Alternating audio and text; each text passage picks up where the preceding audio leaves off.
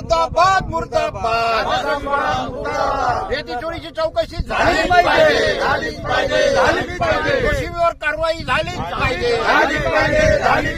रेती चोरीची चौकशी झालीच पाहिजे हिगाव घाट पार्टी घाटाची चौकशी झालीच पाहिजे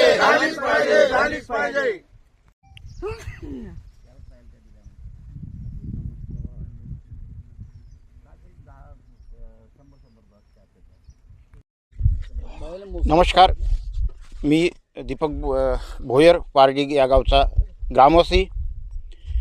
पारडी गावाला आमचे 3 घाट आहेत, अ, ब, क. त्यापैकी अ हा शासकीय लिलाव झालेला आहे. तिथून योग्य नियमानुसार उचल चालू आहे. पण जे 2 घाट उचल झालेले नव्हते त्याच घाटात आता आम्ही उभे आहोत. 23/12 आम्ही मोठ्या स्वरूपात निवेदन दिलं. तहसीलदार साहेबांनी कारवाई केली नाही, जिल्हाधिकारी साहेबांनी कोणतं लक्ष केलं नाही, SDO साहेबसुद्धा इथे लक्ष द्यायला तयार नाही. आज इथून हजारो ट्रक रेती चोरी होऊन गेली आहे. इटगाव घाटातून पूर्ण रेती उचल झाली. पार्टी घाटात आता अर्धा घाट उचलून नेला. रेती तस्कराचं पावत आहे. यात राजकीय जे नेते आहे, त्यांचे जे समर्थक आहे, त्यांचा हात आहे. त्यांचे नावंसुद्धा आम्ही त्या प्रशासनाला कळवलेले आहे. म्हणून या जे मोठ्या स्वरूपात रेती चोरी झाली याची सखोल चौकशी जोपर्यंत होत नाही तोपर्यंत आम्ही आता यापुढे स्वस्थ बसणार नाही. आणि यानंतर जर का पूर्ण इथून उचल झालेली रेतीची चौकशी होऊन दोषीवर कारवाई नाही झाली तर येणाऱ्या 26 तारखेला आम्ही जिल्हाधिकारी कार्यालयासमोर पूर्ण गाव आमरण उपोषणावर बसू.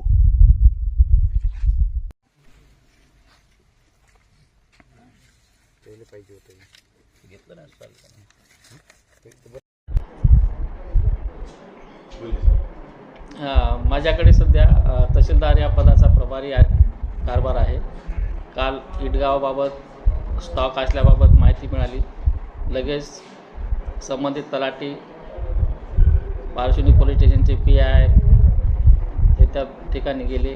त्या ठिकाणी फक्त 12 ब्रास माल आढळून आला. त्याचा पंचनामा केला, जप्त करून पंचनामा केला आणि पुढील कारवाई जी काय आहे ती नियमानुसार करून त्याचा माननीय वरिष्ठ अधिकाऱ्यांना अहवाल सादर करण्यात येईल. सरपंच आहे आणि हा जो रेती घाट आहे हा आमच्या गावचा पारडी गावचा रेती घाट आहे. ह्या घाटामध्ये खूप प्रमाणात चोरी झालेली आहे आणि ही ह्या चोरीचं प्रमाण खूप वाढलं आहे. त्यामुळे आम्ही संबंधित अधिकाऱ्यांना, तहसीलदारांना पत्र दिलं 23/12/2024ला. त्यांनीसुद्धा याकडे कोणत्या प्रकारची दखल घेतली नाही. त्यानंतर आम्ही ठाणेदार साहेबांना पण एक पत्र दिलं. ते पत्र देऊन कमीत कमी 8 ते 10 दिवस झाले आहे, तरीसुद्धा कोणीच दखल केली नाही. मला संबंधित सर्व अधिकाऱ्यांना हेच म्हणायचं आहे की इथे लवकरात लवकर येऊन ह्या घाटावर पार्टीच्या चौकशी करावी आणि आम्हाला पार्टी गाववासियांना आम्हाला न्याय द्यावा. बस.